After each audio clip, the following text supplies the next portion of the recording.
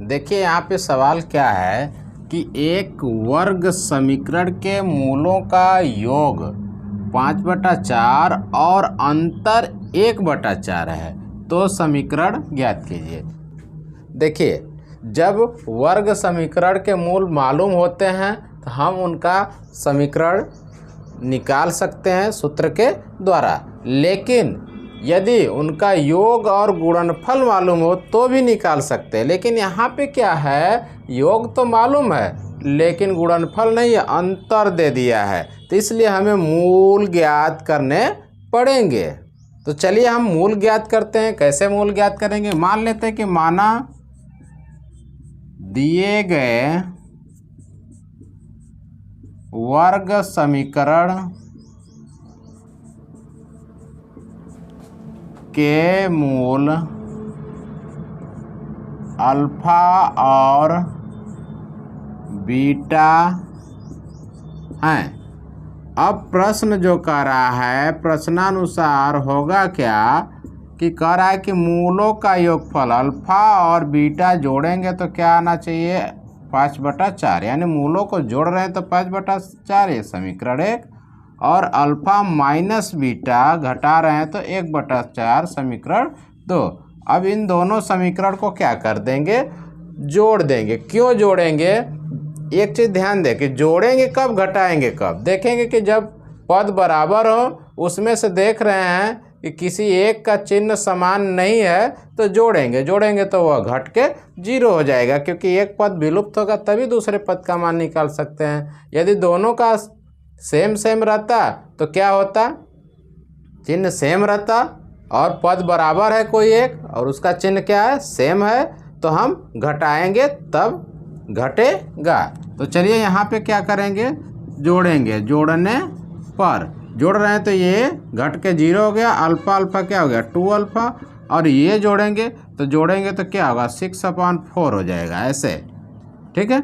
अब 6/4 हो गया तो क्या करेंगे? अब यह कट गया, 2 3 6, 2 2 4, 3/2। अब अल्फा बराबर क्या आ गया?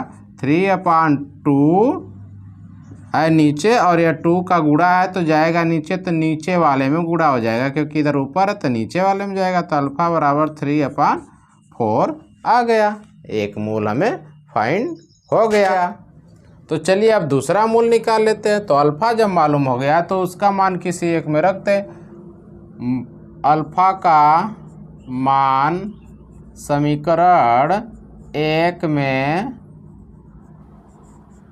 रखने पर, जैसे हम दोहरा समीकरण यूज करते हैं उसको लगाते हैं, उसी तरीके से इसको लगाया जा रहा है। तो alpha plus beta equal to 5/4 है, तो अल्फ़ा का मान है 3/4 प्लस बीटा इक्वल टू 5/4। तो बीटा इक्वल टू 5/4 माइनस 3/4, यानी बीटा इक्वल टू क्या? नीचे का सेम है तो क्या आ जाएगा? 2/4, यानी कट के आ गया 1/2 आ गया। तो अब हमारा द्विघात समीकरण का सूत्र यहाँ पे लगा देंगे। तो सूत्र क्या है? x² minus alpha plus beta into X plus alpha beta equal to 0 होता है। यानी इसको हम कह सकते हैं x² माइनस मूलों का योगफल गुणे x प्लस मूलों का गुणनफल। तो यहाँ पे हम जब मान रखेंगे, अल्फ़ा का मान कितना है? 3/4 है, प्लस बीटा 1/2 है, इंटू एक्स प्लस 3/4 इंटू 1/2 का गुणा कर देंगे। यहाँ पे दो चीज़ देखेंगे कि अलग अलग मान है तो अलग रख सकते हैं, नहीं तो अल्फ़ा प्लस बीटा का मान दिया हुआ है। क्या है? दिया हुआ है, तो इसलिए हम क्या करेंगे? ऐसे अगर अलग अलग दिया है तो जोड़ के लिखेंगे, जब दिया है तो क्या जोड़े? तो क्या कर देंगे कि यहाँ पे हम ऐसे जोड़ने के बजाय, ज़्यादा दिमाग लगाने की ज़रूरत नहीं है, जोड़ने के बजाय क्या कर सकते हैं कि उसको 5/4 लिख सकते हैं। अब आ गया x² माइनस 5/4 x प्लस, इसका जब गुणा करेंगे 3 1 जा 3 और नीचे 8 इक्वल टू 0। तो अब कर क्या देंगे कि इसमें सब में नीचे जो होता है उसका एलसीएम लेके सब में गुणा कर दे। तो 4 और 8 का एलसीएम क्या आएगा? 8 आएगा। तो 8 का मल्टीप्लाई यहाँ करेंगे तो क्या हो जाएगा? 8x²। और यहाँ 8 का करेंगे तो 4 से 8 कट जाएगा ना, तो क्या आएगा? 2 5 10।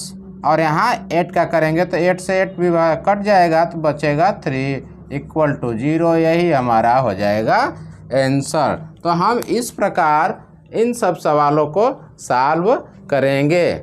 तो यहाँ पे देख रहे हैं, अगर यहाँ पे आपको मिस्टेक समझ में आ रहा है तो गुणे 8 करेंगे, करके एक लाइन बढ़ा के भी लिख सकते हैं, कोई प्रॉब्लम नहीं होने वाला है। या आपको समझ में आ रहा है तो ऐसे ही कर देंगे। तो ध्यान रहे, हमने क्या कहा कि मूलों का योगफल मालूम हो और मूलों का गुणनफल मालूम हो तो हम द्विघात समीकरण जो होता है वर्ग समीकरण के सूत्र पे रख करके हम उसको निकाल सकते हैं। लेकिन यहाँ पे दिया क्या था? योगफल दिया था, गुणनफल नहीं मालूम था, यानी अंतर मालूम था। तो इसलिए हमें क्या करना पड़ा? हमें समीकरण बनाना पड़ा। 2 समीकरण बनाने के बाद इन दोनों समीकरणों को क्या किया गया? हल किया गया। तो हमें अल्फा और बीटा का मान निकल गया, जो कि हम गुणा करके गुणनफल निकाल सकते हैं। ऐसे ही वीडियो के लिए बने रहिए हमारे YouTube channel your future life के साथ। पूरा वीडियो देखने के लिए आपका धन्यवाद।